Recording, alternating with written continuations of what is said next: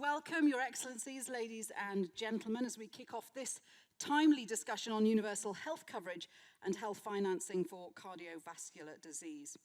So I think as we're all aware, the world is off track to achieving universal health coverage by 2030. There has been progress, but progress has significantly slowed over the last 9 or 10 years. There's some 1 billion people experiencing catastrophic out-of-pocket health spending according to the WHO. And of course, cardiovascular disease is a major driver of out-of-pocket expenditure. It often pushes people into poverty, and that undermines development. So during this session, we're going to be hearing from ministers of health and high-profile health leaders who are going to share their strategies and programs which have been successful in combating heart disease in their countries. We're going to look at how we integrate cardiovascular care into national health coverage schemes using solutions such as innovative financing models, public-private partnerships, and we'll discuss the role of technology as well, advances and innovation in facilitating better cardiovascular health care. So please let me introduce our fantastic speakers today. We are absolutely delighted to have with us Her Excellency Dr. Hanan Mohammed Al-Kawari, Minister of Public Health in Qatar. Minister, if you would take the second seat.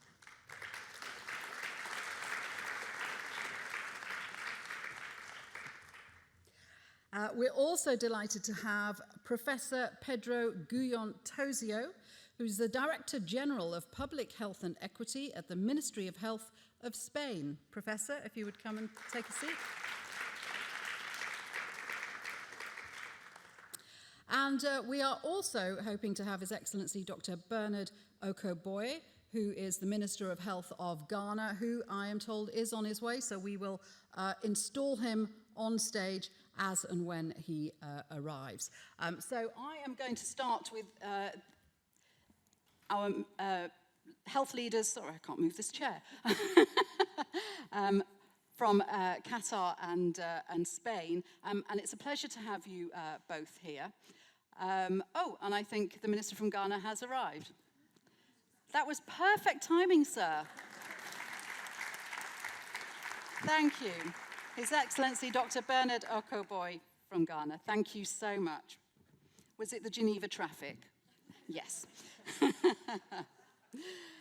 So let's start with Qatar, because Qatar is a successful example of universal health coverage. Full disclosure, I lived in Qatar for many, many years. I can testify that it's got some great hospitals. It's mandatory health insurance scheme for foreign nationals, free public health care services. How is this, your system equipped to handle cardiovascular diseases, though, as part of the UHC framework? Thank you very much. First, I'd like to thank you for inviting me here. I'm really pleased to be here today to discuss the actions necessary to close the gap in universal health coverage and health financing for cardiovascular diseases. In Qatar, we fully recognize the primary importance of reducing the burden of cardiovascular disease if we want to advance the health and well-being of our nation's diverse population. Qatar, with a population of 3.12 million as of February 2024, represents a mosaic of cultures. This demographic diversity also presents a unique healthcare challenge. Despite this challenge, Qatar has achieved a life expectancy of 80.4 years. Wow. And this shows the advancement in healthcare delivery and infrastructure. Cardiovascular diseases remain the leading cause of mortality in our country, accounting to around 24% of deaths. This burden is exacerbated by lifestyle factors such as obesity, low physical activity levels, and tobacco use, which collectively contribute to the incidence and prevalence of cardiovascular diseases among our population. While great progress has been made, and I'm happy to talk a little bit later about that, we recognize that much more needs to be done, both nationally and globally, to address the root cause of cardiovascular morbidity and mortality, and that by fostering collaboration, innovation, and evidence-based interventions, we can pave the way for a healthier future for the generations to come. Yeah, I definitely want to talk about prevention a little later on. As you rightly pointed out, Qatar has a huge burden of cardiovascular diseases. So how do you protect families from huge out-of-pocket costs when they're treating expensive conditions like heart disease? We have a strong network of primary care. So we have about 31 primary care centers distributed across the country, and we have very strong tertiary services. Our healthcare system is free of cost and therefore very accessible. And our state-of-the-art cardiac hospital, the heart hospital, has really strong outcomes. And we measure our outcomes, and they're comparable regardless of ethnicity, regardless of economic situation, because our healthcare system is accessible and free. So we have a strong universal health coverage for our population, and that really shows our treatment is very effective. We'd like to see less patients coming to the hospitals, yes, that's always so we need the key. to focus on prevention. But when it comes to treatment and access to healthcare, we are extremely strong in this area. Let me move on to Spain and talk about specific financial strategies. So Spain has a health system that covers, I think, 99% of its population, but substantial impact from cardiovascular diseases. So what specific financial strategies is the ministry considering to increase investment in prevention programs and diagnostics? Yeah, thanks so much for the question. First, I would like to thank all the people for inviting me, and I would like to send my regrets that our Ministry, Monica Garcia, couldn't come today, but I'm here. I will try my best. Going to the question, that's so as it happens in most countries of the world, the profile of people that have cardiovascular disease is now different than what happened 20, 30 years ago. Now people usually survive a cardiovascular event. So now we have a great prevalence of people that have cardiovascular disease. And that changes a lot how we treat cardiovascular disease. Now we are not so focused on the emergency rooms, but more on how to deal with a disease and what happens with quality of life. So now in Spain, cardiovascular disease has a burden of 0.7% of the GDP of the whole country. That's a lot because of early deaths, early disability, but also because of loss of productivity. So we are talking about something that we have to spend a lot of money, not in the healthcare system, but also that we spend money on trying to get our best for those people. So I would say that for specific mechanisms to finance the cardiovascular disease area, I would say that there are 4 kind of strategies that we try to follow. The first one is not to spend money in things that don't have value. So we are very fascinated by new technologies, but we have to have good evaluation programs to see what works and what doesn't work. And that's very important because that's a cost of opportunity that we are living out there. So that's very important to have strengthened our evaluation programs. The second one is to, when we spend money, also to think about the value of public health and prevention programs. And not only the programs that we do in the healthcare system, not only screening programs or lifestyle programs. No, I'm talking about also how a health policy approach is very important to also reduce the money that we pay for cardiovascular disease. And in the last roundtable, they were talking about the importance of climate change, because it's really connected with cardiovascular disease. Heat waves, and in Spain, is something that is really important to how to have great strategies for the next years in terms of heat waves, and also to treat other lifestyle problems, but not with a healthcare view only, but in a broader view.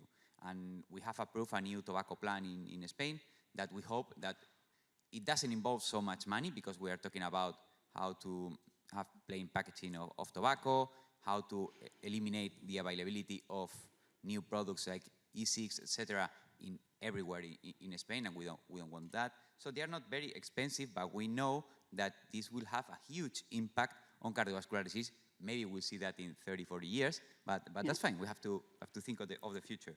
And then the other two strategies to finance healthcare systems, specifically cardiovascular health system, is that we are trying to have more progressive taxes because our national healthcare service is public. So we try to increase taxes because our funding doesn't come from what people pay at work. It's not a social security system. It's a national healthcare system, so it comes from taxes. We have to increase tax policies to have more money. And also in terms of innovative funding, we are trying to work with the European Union. They have in the European Union, this is called the joint actions, that they propose some new things on innovations in different countries, and we always apply for that because it increases the efficiency of the system, and sometimes it has like new waves of funding money.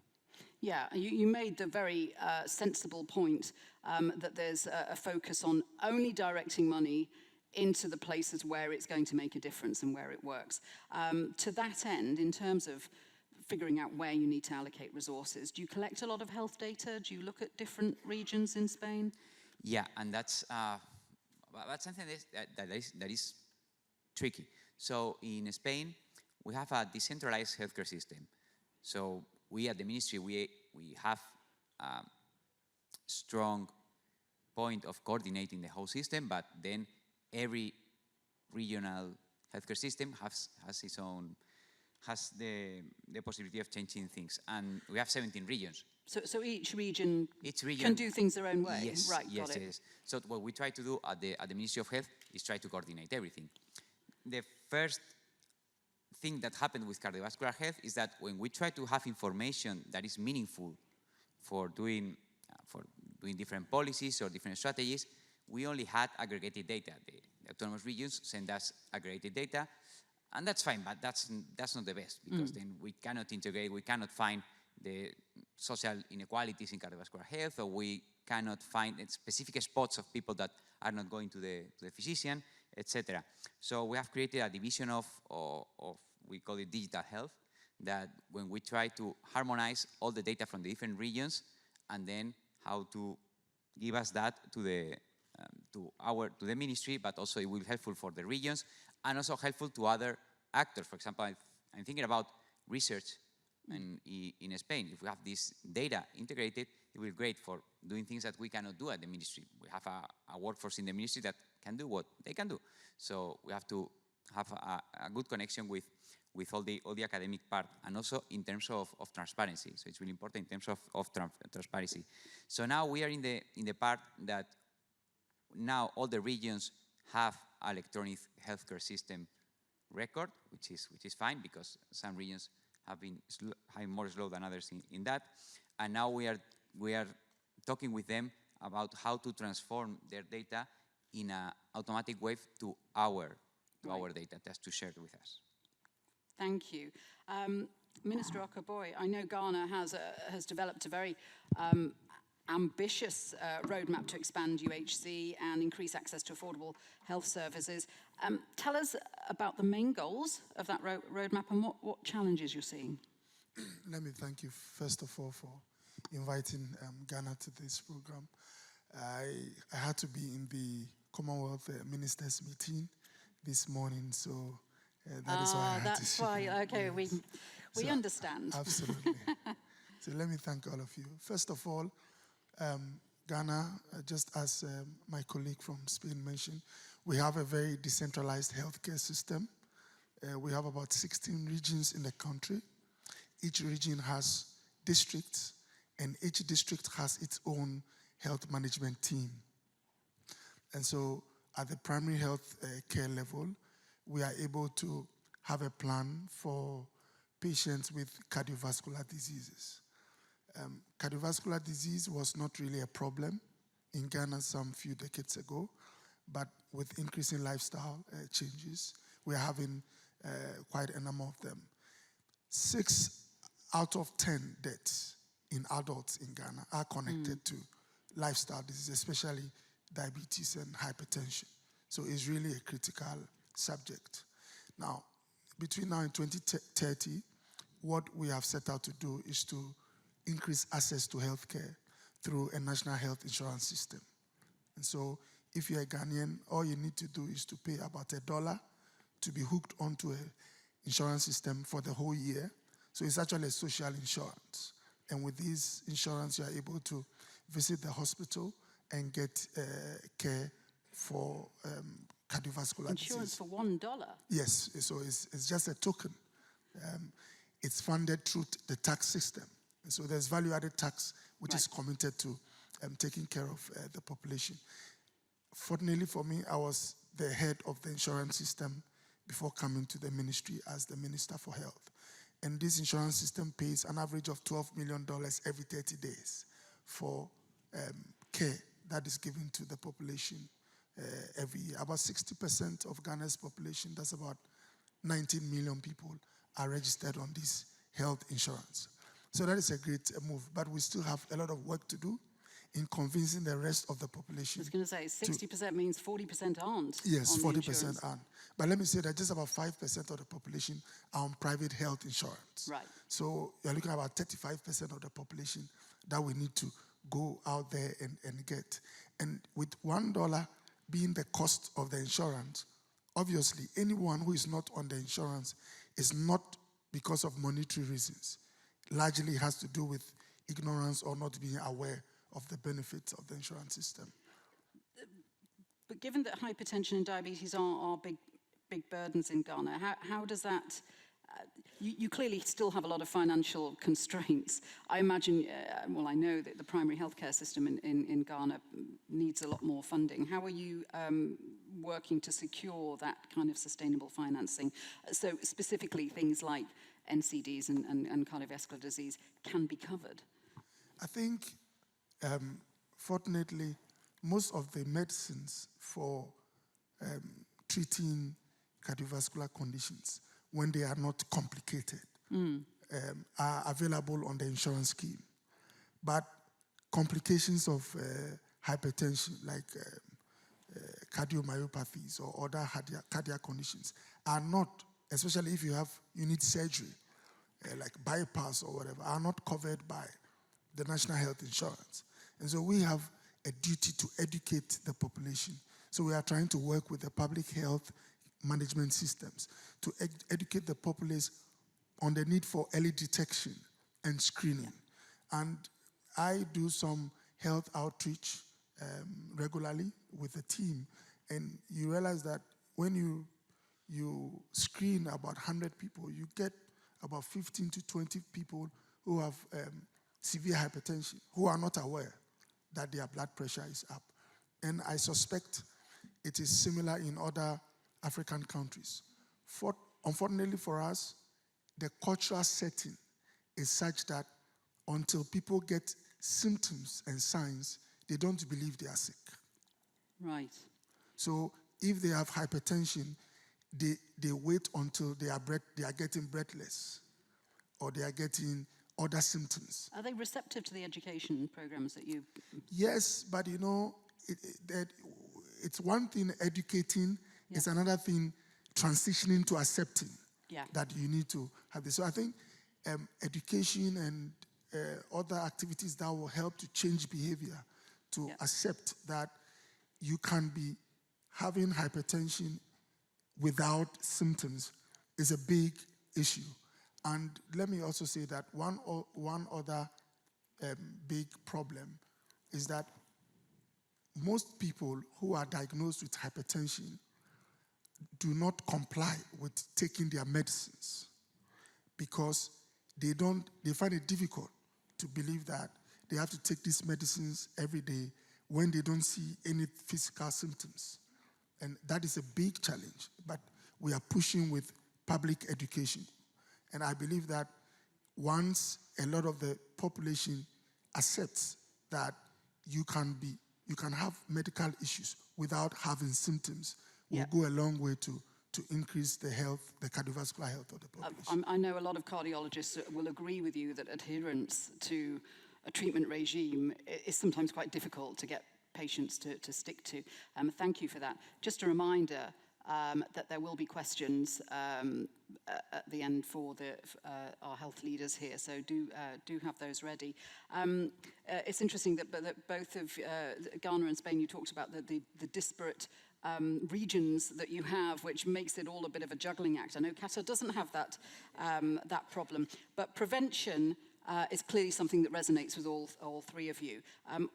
Qatar actively trying to reduce levels of obesity, diabetes, hypertension. So what kind of preventive strategies have you introduced? How are they integrated? And I guess education is a big part of that. Well, thank you very much. Indeed, we are quite small, and when you're small, you can introduce public health measures quite effectively and measure the outcomes. So in our last National Health Strategy, which just expired now, and we're launching our new one this year, we focused a lot on prevention and building a resilient and strong healthcare system. As part of that, we introduced excise taxes on tobacco, on sugar and fats. However, we look forward in the new strategy to push that even further, right, and introduce further taxes and further nudges away from the unhealthy food. We also have a number of campaigns around healthy eating, lifestyle, exercise. As you may have heard, we have a National Sports Day. I loved the National Sports Day. It was a really big thing in Qatar. The best thing about it was you got a day off work. But it was a real encouragement for whole families, right from teeny tinies to the elderly, to engage in activity. Exactly. I always wanted to know, though, did it have an impact beyond that one holiday? Definitely. I mean, you can see it. At the first year when His Highness the Emir of the State of Qatar launched it, it was quite innovative, and it took everyone by surprise to have a day off just to exercise. But it made everyone realize that actually exercise is really important. And for the country to give one day off to exercise, it shows that it's something of value. Yeah. And you can see, if you attend these events, you can see that every year they get more and more athletic. They do. And everybody stretches himself a little bit more the years, and the activities keep increasing and become more and more challenging. You had the National Sports Day in December, because trying to hold it in July or August would be a nightmare with the 50-degree heat. So, which is one of the challenges that you have, isn't it? But that's one that we are addressing also. So we built, over the last decade, we have been focusing on making the country more walkable and more friendly. So we have air-conditioned parks now, we have air-conditioned walkways. We've designed the cities in a way to have shade, more shade. So our new cities have shaded pathways, so you don't actually need air conditioning. The shade is enough to protect you. So we've done a lot around urban planning to improve accessibility and movement. And all our cities have now been accredited by the World Health Organization as healthy cities. So it makes us the first country that every city or every municipality has been accredited for being a healthy city. And now we're working on healthy cities for aging population. And that will also address the cardiovascular diseases. And looking forward, we're looking at our next National Health Strategy, where we put much more ambitious prevention measures. So we even aim to improve life expectancy, reduce, we're focusing on childhood obesity, because that's also one of the factors. So we're focusing a lot on obesity. And at the same time, we're looking at the other end. So in addition to prevention, we're looking at introducing innovation and precision medicine so we can target our treatment of cardiovascular diseases. So we're tackling it from the full spectrum, from prevention all the way to innovative treatment solutions. Yeah, and I think it's a really good point about urban planning also being used to improve the health of cities. That's a great example of sort of cross-sector coordination there. Professor Guyon, how is Spain ensuring that everyone, you talked about socioeconomic factors. How do you make sure that everyone benefits from access to healthcare services? Is it a matter of innovation and telemedicine, for example? There are lots of things. As you've seen from my title, I'm Director of Public Health and Equity. So that's something that it's really important for me in terms of the political agenda. In our national cardiovascular strategy, we follow a whole social determinants of health approach. That means that we want to tackle every inequities that we have in Spain. That means socioeconomic inequities, also gender inequities, racial inequities, and also territorial inequities that happen between different systems in Spain. And we can do things to reduce inequities at 3 different levels. So first, we have the things that we can do at the level of the healthcare system. As you said before, we have, sometimes we publicly say that we have a universal healthcare system, but I prefer to say, because I'm very critical with my country, because it's also my work, that we have a quasi-universal healthcare system. We have some spots of population that are not covered by our healthcare system, mainly migrants that come to Spain and are not in a regular situation in terms of bureaucracy. So what we are trying to do now, we are going to create a new universal care law where people that have no right to go to the system because they don't have the legal papers for doing that, just they sign a document and then they can have an identification card. That will be very great because it will eliminate part of the bureaucracy barriers that people have in Spain to get into the system. But that doesn't help if they don't have anywhere to go in their areas, if they don't have the services to access in those areas. Yeah, that happens. So they need, that's why they have, sometimes what happens with people that are in a very vulnerable situation is that they find the healthcare system not only as it is difficult for me to go, but also as part of something that scares them because, well, we are, the healthcare system is part of the legal system also of a country. So some people are afraid to go to the healthcare system because they think that could be, I don't know, they will be moved to another country, or they will go to jail if they're in a very vulnerable situation. These are your refugees and immigrants that you're talking about. That's it. So we want to eliminate that barriers and to see that our healthcare system can be for everyone. So it's almost universal, and we want it to be very universal. But first, that's what we can do at the level of legal things for the healthcare system. The second level that we can do things is that trying to find the people that do not go to the healthcare system. Okay, now we have a universal healthcare system, and that's fine, but we need to find the people that do not want to go to the system. And that's important because if we don't do that, we are going to create the inverse care law. So people that don't have the specific needs, they do go more to the doctor, and the people with the greater needs, they don't go to the doctor. So we have to find these spots. For that, I would say that there are two very important things that, three important things that are going in this way. The first one is that we are going to invest more in the primary healthcare system, because the primary healthcare system, which is the things that we are more proud of in Spain, but it's closer to the population. They live they're in the neighborhoods, they are in the areas, so they know what happens in the community, and they can do community health. The second thing that we can do to find people that don't go to the doctor comes from the previous question about the digitalization of the whole system. We can find the spots of population that they don't go, and we can make, if they don't come to the system will go to them. Right.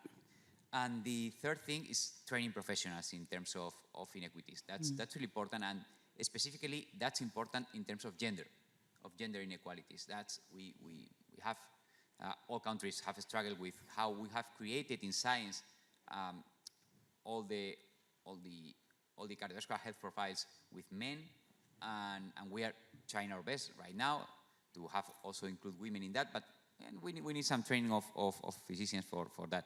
So that's the second level that we can do. I said that legal healthcare system. The second one, finding the people that don't go to the system. And then the third one is just addressing social determinants of health. I'm really happy about what Qatar said with more walkable neighborhoods, etc. For that, we don't just want to do a diabetes program or a tobacco plan, etc. We want to address health and cardiovascular health, because it's one of the leading causes of death, in all laws. So we are trying to apply a healthiness policy approach, but not just document health in all policies. No, we're going to pass a law in the next months that will be obligated all laws to have a specific memory of what will be the health effects of that policy. So we have a health impact assessment in all Everything will have policies. a health assessment on all policies. That's really interesting. That would not guarantee that every law is healthy, but at least we'll be in all ministries saying, hey, please remember us, because it's usual that we have a climate change memoir in our policies, or gender memoir, or even economic impact memoir. So we want to introduce that in terms of health. Thank you, Pedro. Minister, for Ghana's in an interesting position in that its economic growth has had a little bit of an impact. So you're no longer classed as a low-income country, but as a result of your economic growth, you've lost some of the development partner funding that you enjoyed in the past, which has obviously had an impact on several sectors, including the health sector. How are you compensating for that? So, those are some of the unfortunate consequences of trying to It's grow. like a double-edged sword, isn't it? Yeah, but I think the good thing is that the partners are not in a hurry to exit. They have a roadmap. Right. And so the roadmap allows us space to plan effectively towards standing on our own. We already, through the National Health Insurance Scheme, we have a tax system that is dedicated towards health funding, healthcare funding. And what we are looking at is to educate the population on the need to possibly adjust or amend some of these taxes. They are progressive taxes. It means that the more you earn, the more you contribute. And so we want to see how to improve upon revenue collection, whilst at the same time protecting the vulnerable and the poor.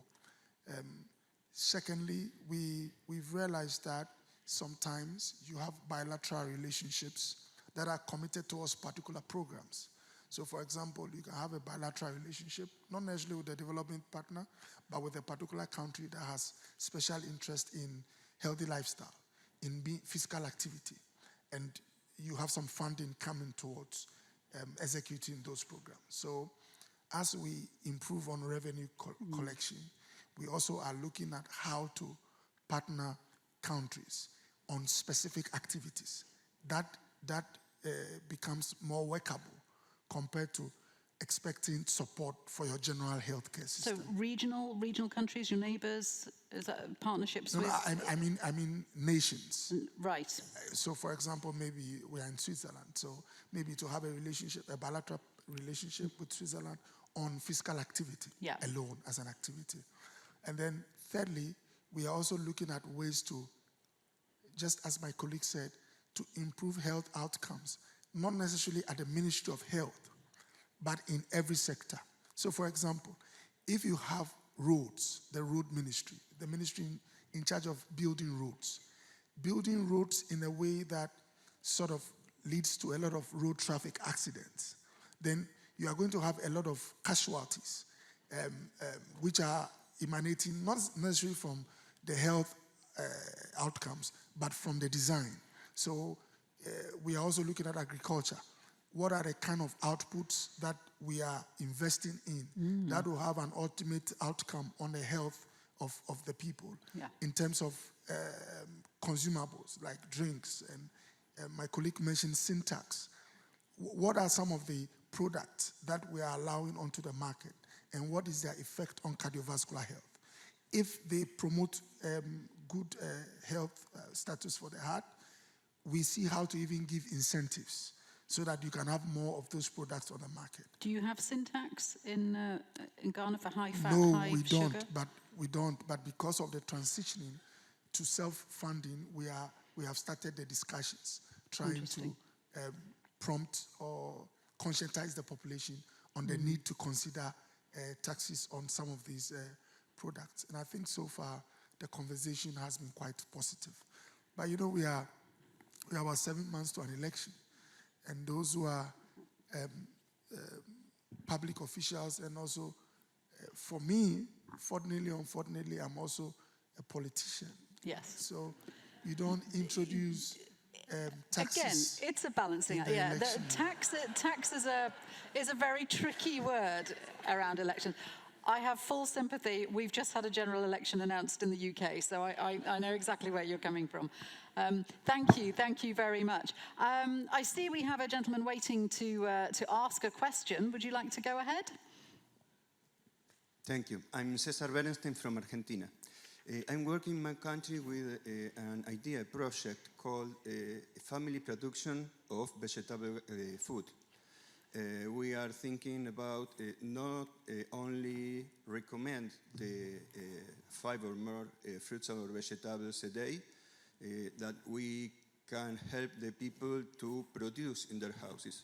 There are some benefits. First is food on the table in the poorer people, in the more vulnerable people. And second is healthy. And third is sustainable, because it's by the agroecological method, without agrochemicals and fertilizers, synthetic fertilizers. So I want to share, I think this is the stage correct to share with you. If you think, if something like this, we are working in the schools with the children, making vegetable garden in their school.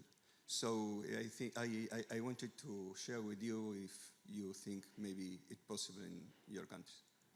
I think this was something that you were alluding to, weren't you? Sort of encouraging more healthy food to be produced. Is that something that would work in Spain as well? So thank you very much for the question and for this program, because it's really, I think it goes through health, but also social well-being and also climate change. So that's a good issue. Every time that we have thought about that, it comes like, that's impossible. We have to go to every house, and that's impossible. But then we have started working with schools, and in our new obesity plan that we presented on Tuesday, if you are here. But in our new obesity plan, we are working with the schools to have at first to have a community garden in the school, where we try to do that, but also we will train all the families in how to do that. Maybe it's not so easy as having that in our home, because we have really compact cities in Spain. Madrid, Barcelona, Bilbao, Valencia, they are really compact cities, so it's not easy to find a spot in every house, but at least in community places that, well, maybe some families get together and they grow the food, etc. And that's a really interesting thing. I know that Qatar doesn't have as much food production as other countries. You import a lot of your food. Is there a strategy to try and have children eat healthier when they choose their school meals? Yeah. Actually, we shifted our strategy. We used to import a lot of food. Now we actually quite self-reliant. Because I knew that was always a goal. Exactly. Yeah. So most of our dairy products, our basics, our vegetables are now produced locally. Of course, we still import, but we have a very good local production. And one of the projects that's a little bit similar, where the government subsidizes some of the industries, some of the food industries, so wheat, flour, rice, and so on. And what we've been doing of late is shifting that subsidy to vegetables and fruits in order to make fruits and vegetables sort of cheaper at the supermarket. So that's also an effort that we're doing. We don't have individual local farming as individuals a lot, but that's something coming forward. So these are wonderful ideas that we'll take on board as well. Thank you. Thank you very much. Do you want to add to that, or? I just wanted to say that in settings like Ghana and other African countries, the bigger you are, the more healthy you are perceived. The perception of, yeah. And I'd fit in well in Ghana. And the more successful. So if you are even well-to-do, but you don't appear quite big physically, sometimes you are not given that treatment, you know. So I think it's a lot of education. And Ghana produces a lot of food, and we have we have a good mix between proteins and carbohydrates. So the teaching is to make them appreciate the proportions that are good for the population and make the population understand that being big doesn't mean you are healthy. Exactly, exactly. Thank you. Yes, Amy.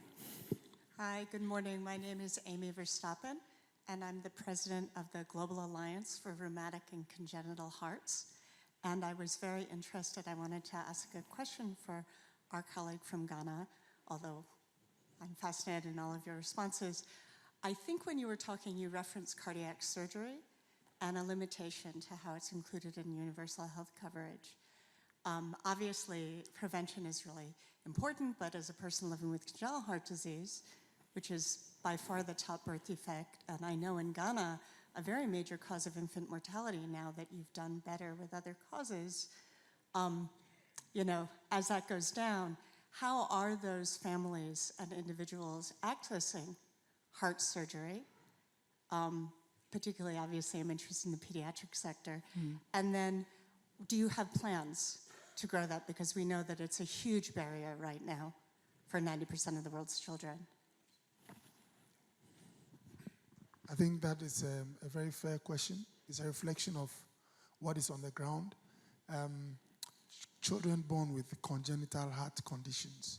Fortunately, we have the capacity or the infrastructure to undertake some of these corrective surgeries, but the National Health Insurance, which is the insurance that covers most of the diseases, usually pays for some of the examination or procedures you have to go through, but the surgery itself is not covered. Over the years, we have the Ghana Heart Foundation. They have been raising funds. It's an NGO, a civil society. They do quite well in funding some of these surgeries. We also have media organizations. Usually when you have a patient, a child with a congenital heart condition, their parents usually approach some of these media houses, and then Ghanaians are quite generous with supporting. What we need to work on is to have a proper government-led structure that sets up a fund for some of these peripheral, I call them peripheral conditions because they over the years, they have not been seen as part of the health burden. But obviously, we have a lot of, quite a significant number. Coming to the minute, when I was at the National Health Insurance, which is the insurance body that pays for healthcare, I made an argument for a peripheral diseases fund and argued that we, as the funding or paying organization for the state when it comes to healthcare, should put some seed money annually into this fund and then encourage Ghanaians, citizens, to contribute into the fund so that it is well structured. But I think we've not gotten there yet. So now that I've moved to the health ministry, it is something that we are going to push very hard. As we speak, renal care has also become very topical because it falls in a similar category where it is not paid for. But we now have a lot of kidney patients who need dialysis. So a similar argument is justifiable for heart conditions, and not only pediatric conditions. Adult conditions also are not paid for, and it's quite a struggle if you have a heart condition in Ghana. Thank you. Great question. Thank you very much indeed. Thank you. My name is Hilary Mutunji from the Medicines Patent Pool. Quick question to Minister Barnard. You mentioned about the issue of adherence to treatment. Do you think, how is Ghana planning to integrate optimal treatments such as fixed dose combinations that are now on the WHO essential medicines list into the treatment guidelines, and if this is something that is in consideration, and how will this be then added onto the list of medicines that are available on the insurance scheme? Thank you.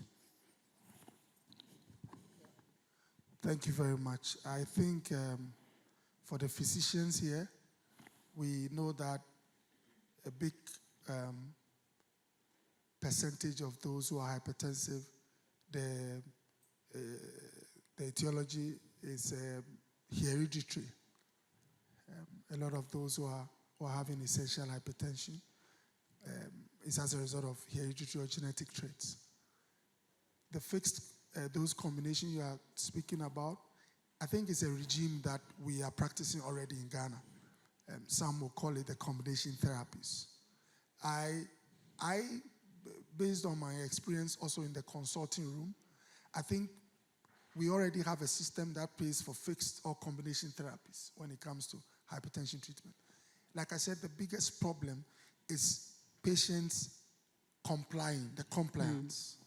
And I also realized that because of the doctor-to-patient ratio in most African countries, the doctor has not got all the time to explain to you what has led to the hypertension, what the medicines are going to do for your heart in terms of protecting your heart, and how you are going to be saved from complications in the future. And because we don't get the time to do all this education because you have others in the queue, people take the medicines and they don't understand why just last week they could go around, eat, sleep, and they are being asked to go on these drugs. So with your question, we don't have the challenge of giving out combination treatment for hypertension. The biggest challenge has to do with actually taking the medicines. And most patients don't take when they see symptoms. Either they are getting breathless or they are having a headache, then they take the medicines. And so as we work towards compliance, I think the situation would improve. Thank you. Thank you so much. Now, Minister, I know you're a very busy man, and I've just been told you may have to leave before the end. Do you need to go right now, or do you? So I have, what? I have a time manager. You have. You have a timer who's being very strict. He has to prompt me. Yes. So if you do need to leave, please don't let us hold you up. All right. So maybe the last question, and then. But yes, if you're happy to, we've got one more question. If you're able to wait for that, that would be great.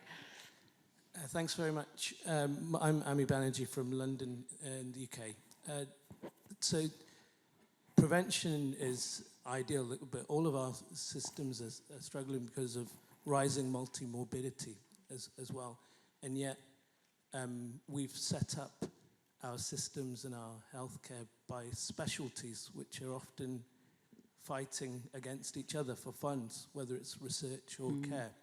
How can we do things better? Because even within cardiovascular disease, people don't have one disease. They often have hypertension, coronary artery disease, heart failure, and we're struggling to give them integrated care. How do we tackle that rather than disease-specific? That's a great question. I think that's a great question for all of you. Do you want to start off with that? Very good question. I think primary health care is the way forward to address this. And I think WHO in the last assembly reinstated the importance of primary care. And it is the location where we can have all specialties. And what we're doing in Qatar now is we have a number of primary healthcare networks across the country. And we're trying to introduce within the primary health setting all the specialties that are needed to ensure that the patient gets the full care he needs in one environment. And we're also bringing all the rehabilitation, strengthening family medicine, some of the traditional disciplines that are more rounded. So definitely investment more in primary care would be the way forward. Thank you. I would totally agree with the Ministry of Qatar. I think public health could be like the pivot point for all those things, but we have also to be careful because we have like really fragmented specialty system in every, I would say in every country. That's something that's in the UK, but it's also in Spain. I'm sure also Qatar and Ghana have similar issues with that. And now that we have people with one, usually if they are older, they have more than one disease, have to break these barriers. I think that primary healthcare has a big role in that because they are closer to the population, to their lives, and to improve quality of life of those people, not only the clinical part, but also the quality of life, and maybe to just mix everything that happens in every consultation that they have. But sometimes when they go to the hospital, they just stay in different specialties in the hospital. So we need two lines of conversation there. First, we need some tables in the hospital to integrate that all the care that they giving them. Internal medicine sometimes do that, but it depends on the hospital. So it's not only just one specialty for that, but maybe places to discuss complex patients. And then also they need to have the conversation with the primary healthcare physician, because they're family physicians. They know all their life. So that's a really important thing. And sometimes when we do that, these conversations is just in the clinical record, like, hey, that happens. And no, we might have places to discuss that, and we are not very successful in that. There are some experiences in Spain, in some regions, with successful stories about getting closer primary healthcare and hospital care in that, but that's not something that is like implemented in all the country. Thank you. And a final word from Minister from Ghana. So in Ghana, we are working on rolling out one health check for every adult annually, at least one, which will be paid for by the insurance system. And so the hope is that a lot of adults would come forward, at least to get to check their blood pressure, get to check their blood sugar level, and for females, at least have some check on the cervix for adults. Now, when it is voluntary, sometimes you don't get a lot of people participating. So I think going forward, I always use the seatbelt example. In most countries, you are asked to wear the seatbelt because the science has already established that it saves life. It's not for the country to convince you whether you do it or not. And if you don't, you are fined or there are sanctions. I think going forward, we have to apply the same principle, especially in Ghana, based on the statistics.